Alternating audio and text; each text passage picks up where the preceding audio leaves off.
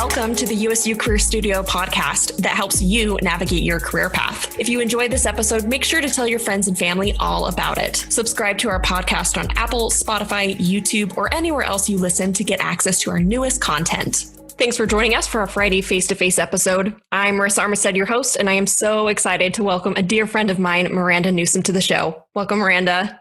Hi, thanks so much for having me. Miranda is a mechanical engineer for Northrop Grumman and is currently pursuing her Master's of Engineering Management through Penn State University. Prior to Northrop Grumman, she was a mechanical engineer intern for Rio Tinto and an undergraduate research assistant while she earned her Bachelor of Science in Mechanical Engineering from the University of Utah. So outside of engineering, Miranda, I found out that you love creative writing and you actually just finished a draft of your first novel. So I have to ask, can we have a sneak peek? Like, what is it about? Yeah, for sure. I have to say that when I got a little insight into the questions that were going to be asked and was like sending the bio information and was talking about that, I was like, okay, I need to think of a way to talk about this book well because I've hardly talked to anyone about it. Oh my goodness.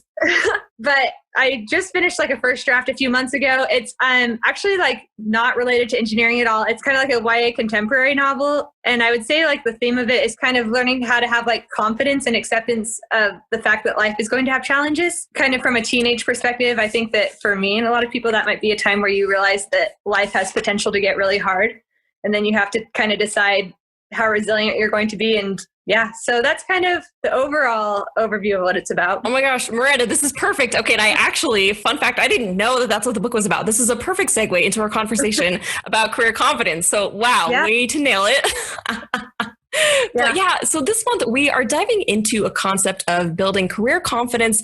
And Miranda, I thought you would be a great person to interview for this. You have such an interesting career path, especially for women, I would say. And so I'm really, really excited to dive deeper into this conversation. So to kind of start off, recently, I was reading this article and I think it was called Engineering Myths. And it basically talks about, a lot of people think that engineers are male. They don't have any social skills. They have really limited interests. They love math. Nobody loves math. They aren't creative. So there's a lot of these different stereotypes. I'm sure you've probably heard all of those different things. So I want you to kind of break down these myths and talk to us about, have you actually seen some of these stereotypes and what parts of them are and aren't true? Yeah, it's funny. I was reading that article that you sent. And I mean, for sure, like you hear some of them all the time, like the antisocial thing, like a joke that I hear all the time is that you can tell like an engineer is an extrovert if they look at your shoes when they're talking to you instead of their own shoes when they're talking to you. I get told that joke all the time when I tell people I'm an engineer.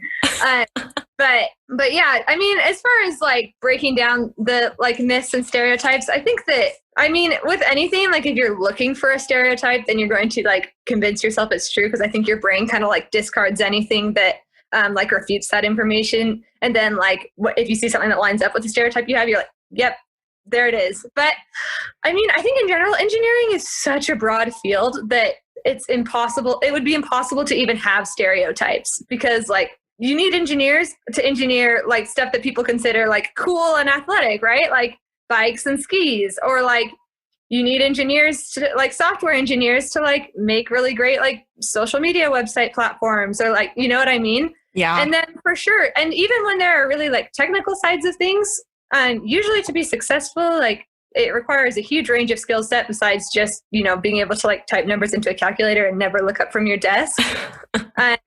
So I think I can laugh at the stereotypes, and I think that sometimes if you're looking for it, you'll see them, or some people like prefer more social jobs than other people. Some people prefer different things, but that's what I think is really cool about engineering is that you actually have such a broad range of possibilities that you can do and like teams you can work with. That if you really like try to nail down stereotypes for real, I don't even think that's possible. Well, and I love that you're opening up the conversation to what an engineer is, because I think oftentimes we funnel it into a couple of different types of jobs, but we forget, just like you said, there are lots of different types of engineers, whether it's, using a computer or you're building a car, like there's all kinds of different engineers. So I love that you're bringing that up. And to kind of continue on this same vein, I'm curious, you kind of mentioned I need to have lots of different skill sets to be successful. So would you say that creativity is something that you use in your job? And if so, how? Oh, completely. It's funny, like when I first started writing college essays of why I wanted to go into engineering, I basically would just say, I want to solve problems, and engineering is a great means to do that. It's pretty broad. And I still think like at a very basic level, that's true. Like if you want to solve problems, then you need to be creative, because the reason a problem exists is that there's not an obvious solution, right? So you have to be able to like think outside the box, try different things. Yeah. So I mean, seeing creativity play a role in my job, I see it all the time at a non-engineering level, like just figuring out like how we're going to make a program work, how we're going to make a schedule work, how we're going to work within certain constraints. And then at an engineering level, I had an experience probably within my first year when I started. I was pretty new at my job that kind of taught me like a really good attitude to have when approaching engineering problems, which is that I was working with a coworker to try to figure out if we could fabricate something in-house. And historically that thing had been made by like casting an obsolete material, and don't need to get into the boring details and reinforce any boring stereotypes. But we basically had to find a new way to make this thing that wasn't obvious because it used to be made completely differently. And this coworker, as we were talking about it, it took us like longer than we thought to figure it out. And I was getting a little bit worried that there wouldn't be a way to do it, which, you know, some problems you do get stumped or have to look a different direction. But he said that something that I think his dad had taught him, because his dad was a manufacturer, was that there's always a way to accomplish what you're trying to do if you're willing to think about it differently or like look for creative solutions. So, you know, if you're trying to meet this function, but maybe you can make it a different way, or maybe you can, instead of making something as one piece, make it as two and put them together later, things like that, which I really like. Like now I think about what he said all the time when I'm thinking about solving problems, is that if you're willing to be creative, then there's going to be a solution 99% of the time. Absolutely. Well, and that what you were just talking about made me think of the need for adaptability and to be creative, especially in times of COVID-19, where there are not always clear answers to things, right? You know, yep. Education, for example, you know, a lot of college students and professors and everybody else, we had to shift overnight and say, okay, how do we make this all online? And nobody was prepared for that. Nobody had an answer, a good answer, at least, for that question. And so I love that you're bringing up this idea of really learning how to be adaptable and ask, you know, how can we solve a problem rather than there's a roadblock, I guess we're done. So I love that approach. Yeah. And I think even it's kind of funny because I think sometimes people think either someone's creative or they're not. But I really think if you make like the conscious effort to say to yourself, like, okay, be willing to be innovative and be willing to think of different solutions. I think like even just doing that totally can change a train of thought. Yeah, absolutely. Anybody can be creative in their own way. I love that. Okay, so another part of this question that I kind of wanted to dig into a little bit is what communication and what role, I guess, that plays in your job.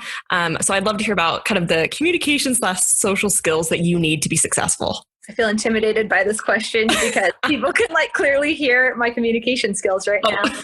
No, but I mean, I think that with almost every job, communication skills are extremely important, and engineering is no different. And I don't think that needs to even be an intimidating thing because I think people have different strengths in communicating. But, you know, technical writing is very important to be able to portray something in a report or something written that you won't be there to explain, and making sure that it still can make sense to someone reading off of a paper. I think that there is like formal communication that's important, like being able to present, you know, from a PowerPoint, or to be able to give a briefing in front of leadership, in front of a customer. And then I think the informal communication is something that is like harder to nail down the importance of, but is equally, if not more important than formal communication. Something that I have found in my job that like makes things flow better with the team, or helps me to know who I need to talk to if I have a question about something / feel comfortable asking for help, and to have good relationships with the customer, is just like being able to form, you know, professional bonds and even friendships with the people that you work with. And like before I started working, I wouldn't have even really thought that I would be trying to become friends with like my customer as well, or like other people that I work with, like not within my immediate company. But if you have like those social skills or those goals, then I think that it makes like all of the technical work that much easier, because you already have like that relationship established. You already have some rapport. You already have some like trust inherently that comes with like forming a relationship with someone. Absolutely. Well, and I love, because really what you're getting at is networking, right? We're professionally connecting with people. And I know sometimes especially when students hear that word, they go, oh, like that. I'm picturing like me talking to somebody in a tie, a suit and a tie, and it's really uncomfortable. And like everybody turns into robots, and it's this really awkward conversation. But what you're describing is just the natural building of relationships in a professional setting. So I love that. I love that approach to it. as we kind of transition here, something that also has been on my mind and I've kind of alluded to is the fact that this is really a male-dominated field. The Bureau of Labor Statistics in 2019, they always collect data about different stats around employment. And one of the stats that I came across was that 6.6% of all mechanical engineers in the US are female. So it's fair to say there aren't a ton of women in this field. And so I'm really curious, thinking back, especially to your bachelor's program, what were your classes like? I mean, is that really the population that you saw in classes? And then also, well, we'll start there. Was that what you saw in class? Yeah, so that 6.6% number is probably a little bit smaller than what I saw in class. I was really interested actually when I saw that statistic that you sent and was doing a little bit of Googling on is the percentage of female engineers graduating increasing every year?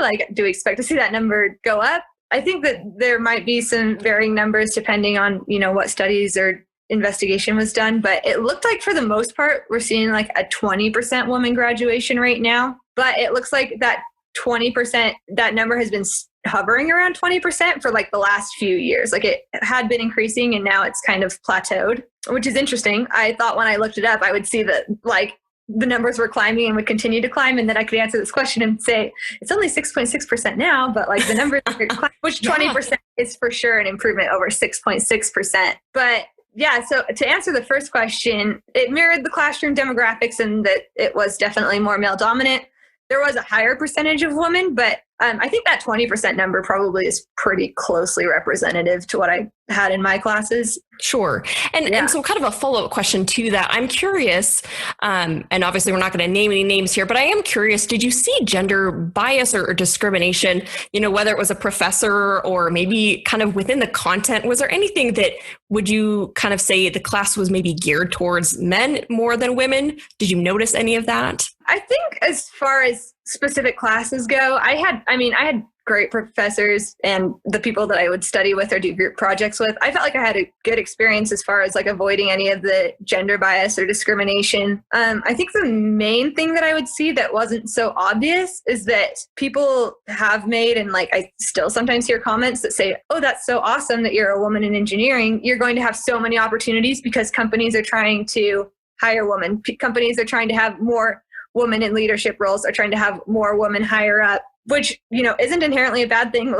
Diversity is really important, not even just with male, woman, all diversity is very important. But sometimes it gets framed in a way that sounds like you'll get these opportunities because you're a woman and there's a paradigm shift that favors you that way, instead of saying you can have these opportunities because you are just as capable as anyone else, And I think a lot of times when people say things like that, they don't even mean it to be offensive, or they don't consider themselves biased, and probably aren't for the most part. But that's probably what I would see the most, is just people assuming that it might be a little bit easier getting a foot in the world and then working toward goals or career options that I want because there are fewer women and more companies wanting to hire women. This is so interesting. And I'm going to jump to a question that's a little later than I had originally planned to talk about, but because this is on my mind. And so I guess a question, a follow-up question that I have, and I'm guessing other people are going to have, is, so what can men allies do in the field, right? So, because I think this is a real issue, and it's not just in engineering, there's a lot of fields where I think this is the case.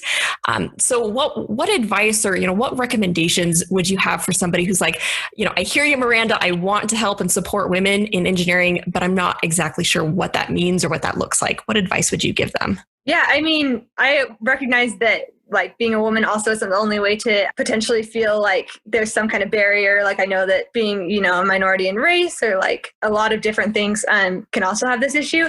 And so something that I've been thinking, so I feel like I've been trying to think about, okay, I feel like I can understand this from one perspective because I'm a woman in a male dominated field. So I can understand kind of the side where I'm a minority. And then in a lot of ways, I can probably understand the side where I've had a lot of privilege and majority because, I am a white woman, able-bodied, everything like that. So I really like that question because I could kind of think about it from both sides. And I think that's something that I would say for anyone trying to be an ally to perhaps an underrepresented group, to kind of carry on from what I was talking about before about how most people don't consider themselves prejudiced or biased. And I think that's great.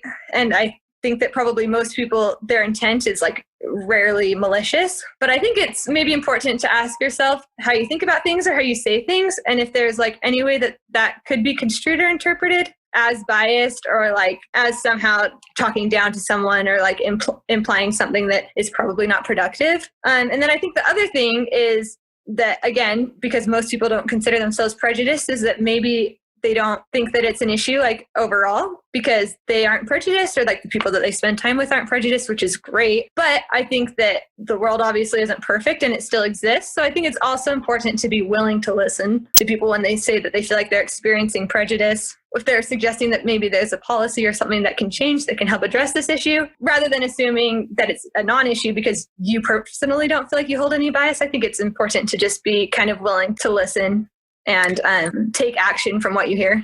Absolutely. Yeah. I love this idea of listening and also just being self-aware. I think that's kind of what I was hearing from you, is saying something. And I think there's also a really important lesson of if we do, and it's not really an if question, it's more of a when we say something that hurts somebody else, we can always apologize. We can always work our way back and say, I recognize, yesterday, Miranda, maybe I said something that I realized could have been taken this way. I'm really sorry if it came out that way. That's not what I meant, right? So we can always use communication to repair. So I think that's a really valuable tool that we can all add to our tool belt, but I really love those insights. One other question that I have kind of in relation to women in the field, but also in the classroom, I'm curious, this is just a really intense program, generally speaking, right? Engineering is not an easy program. You don't go into engineering to get in and out of there really fast. So I'm curious, what were some of the essential skills that you felt like you developed or needed to survive that program? Yeah, so I would say that starting in school from the very beginning, it's probably good to feel like you have like some basic math, science concepts. But I think like the most important skill, or like, I like how you said tool in your tool belt, like tool to have, is a willingness to learn and like the confidence that you can learn. Because people are going to start engineering at like a variety of levels. Some people are starting and they have been graduated from high school 10 years and like have been doing their own thing as like a mechanic at a car shop, or like, and then some people are starting fresh out of high school and have maybe like done very little hands-on work, or like just did the basics of what was required in high school, and like both are fine. And so I think it's hard when you start school and you feel like, oh, I don't have the skills that I see this other person have. I'm already not going to cut it. But like, that's what your classes are for, are to teach you. And in my experience, most professors or TAs have, office hours or like opportunities to get help if you need it, but you need that willingness to learn and like that willingness to ask for help when you need it, and to, work hard. And then I think as you progress through school and are starting in your career, of course, then you need more like hard engineering skills, and that can be a breadth of things depending on what your career path is. But I think that you can build those skills in school if you are starting with that basic like willingness to learn, willingness to work hard, and to ask questions. Then you should be able to learn what you need to know going forward.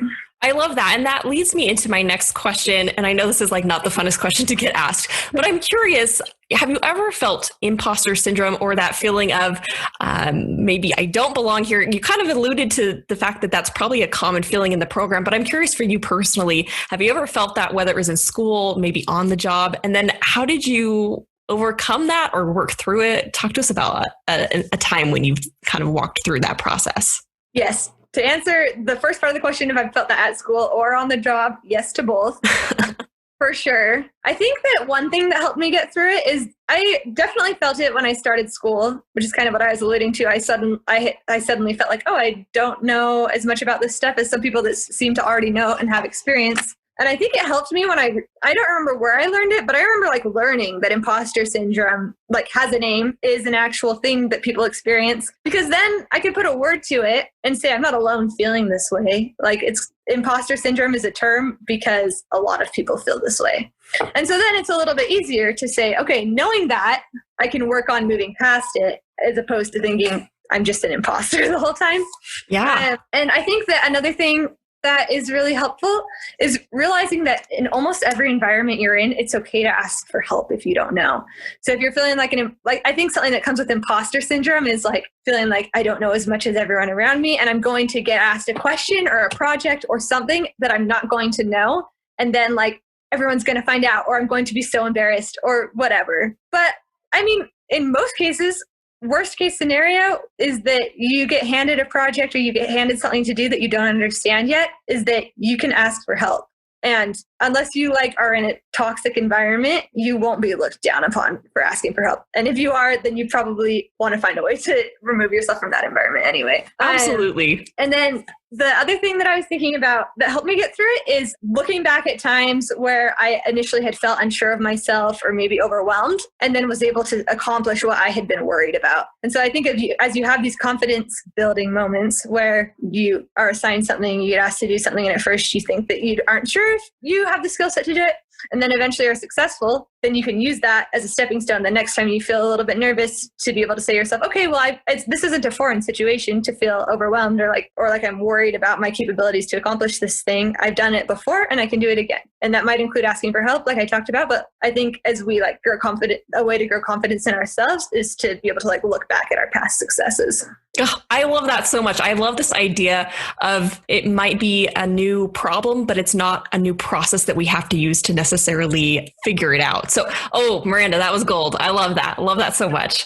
Okay. So my next question, as we're kind of talking about these hard times, and you've kind of mentioned this as well, but I'd love to hear about some of the champions that have really helped you get to where you are in your career, whether it's family, maybe it's a good mentor at work, maybe it's your faculty. So I'd love to hear about people that have really helped you get to where you're at. Yeah, for sure. I mean, like you first mentioned, my family and specifically my parents, I think were really great at instilling in me that I can do anything I want. I mean, it's not even necessarily related to engineering, but my dad, for example, when I was younger and I was very serious about soccer, if I had a weakness or something that I felt like I wanted to work on, he would teach me the process to work on it. So we would go to the soccer field and we would set out cones and we would work on it for hours. And then he would show me, just because you're not at your goal right now doesn't mean that you can't get there. And then he instilled that in me and everything, with school, whatever. So I think that was really helpful just from a foundation building standpoint. And then in my career specifically, I've had really great managers and leadership at my company, which I'm really grateful for. I have sort of a mentor that I've worked with really since I started, and now he's actually my manager. But from the time that I started, he was very good about giving me tasks and delegating to me. And I thought that was really great because it showed that he had confidence by the fact that he was willing to give me tasks instead of micromanaging or hovering or saying, okay, this is how you do it, watch me. And two, like we were talking about, it was giving me those opportunities to be successful and build my confidence. And so I think maybe that's just my moral of my story always. But I think that the people that are willing to help you build confidence in yourself by giving you your own opportunities for growth and then being willing to help you if you ask for help, I think that's really critical. Love that. So Miranda, I would love to hear some advice that you would give to women who are considering a career in mechanical engineering. Yeah. I mean, first of all, I have a lot of positive things to say about the career of engineering as a whole. I think that most people can find a career in engineering that relates to one of their interests. So Miranda, I would love to hear some advice that you have for women who are considering a career in mechanical engineering. Well, first of all, I have a lot of positive things to say about the mechanical engineering career field as a whole. I think that if a woman is considering a career in mechanical engineering and is trying to figure out if it will align with her specific interests, there is a very high probability that it will, just because there are so many job opportunities in different fields. When I first started thinking about engineering when I was in high school, I thought that I wanted to design roller coasters for amusement parks because that sounded really fun.